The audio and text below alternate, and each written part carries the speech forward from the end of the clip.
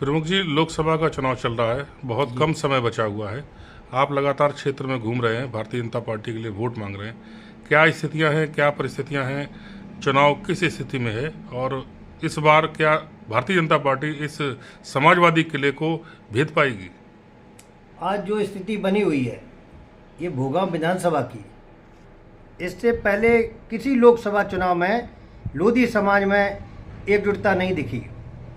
आज जो हमारा समाज है भाजपा के लिए अपना एक एक बूंद खून का न्यौछावर करने को तैयार है। बाबूजी के सम्मान के लिए पूरा हमारा जिला मैनपुरी लोकसभा सीट लोधी तो इतना मजबूत हो गया है कि बाबूजी के सम्मान में एक एक वोट आने वाली 7 तारीख को भाजपा के पक्ष में डालेगा। माननीय ठाकुर जयवीर सिंह को भारी मतों से विजयी बनाएगा।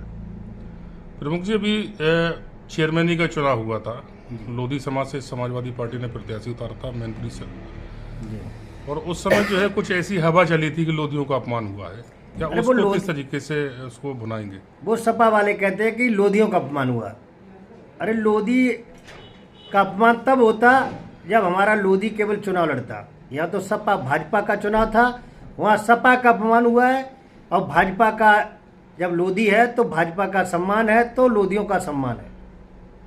समाजवादी पार्टी में भी कुछ लोधी समाज से नेता हैं जो लगातार ये अफवाहें फैला रहे हैं कि जो है चेयरमैनी का बदला इस लोकसभा के चुनाव में लिया जाएगा, उस अपमान का बदला इस लोकसभा के चुनाव में लिया जाएगा। तो किस तरीके से आप लोग क्षेत्र में घूम रहे हैं, अपने लोगों को कैसे समझा पा रहे हैं? जो हमारे सजाती बंधु सपा का लिहाफ पहन के घूम रहे हैं वो अपने अपमान का बदले की भावना कह रहे हैं, लेकिन जो देश के लिए हमारे लोधी वंशज के लिए गौरव थे, उन्हें उनके सम्मान की चिंता नहीं है। वो अपने व्यक्तिगत की बात कर रहे हैं, वो लोधी समाज की बात नहीं कर रहे। हमें गर्व होना चाहिए कि हम बाबू जी कल्याण सिंह के वंशज हैं। अगर उनके सम्मान में, उनका अपमान में, अगर भाजपा ने हमें जो सम्मान दिया है और भाजपा के सम्मान में, बाबूजी के सम्मान में सपा मैनपुरी तो छोड़ी जाएगी। अगर भविष्य में भी जरूरत पड़ी तो बाबूजी के सम्मान में एक एक वोट भाजपा के लिए हमेशा समर्पित रहेगा। और हमारे समाज के जो लोग हैं वो कह रहे हैं कि हमारे बदले की बात है, तो बदले की बात पहले हमें अपनों का सम्मान रखना चाहिए।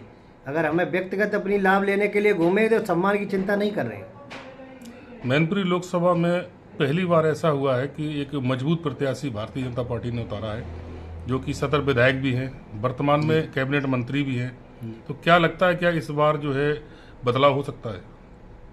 अब की बार 400 पार, ये मोदी जी का सपना है, योगी जी का सपना है। लेकिन हम सब ने मान लिया और ठान लिया है कि अब की बार मैनपुरी पार। ये ऐसा प्रत्याशी मिला है कि ऐसा कभी नहीं आया था, ना आए। मोदी जी ने उन पर जब विश्वास जताया है तो हमारे जिला मैनपुरी वालों ने उन पर विश्वास जता लिया कि अब की बार लोकसभा मैनपुरी से भारी मतों से जिताकर ठाकुर जयवीर सिंह को विजयी बनाना है।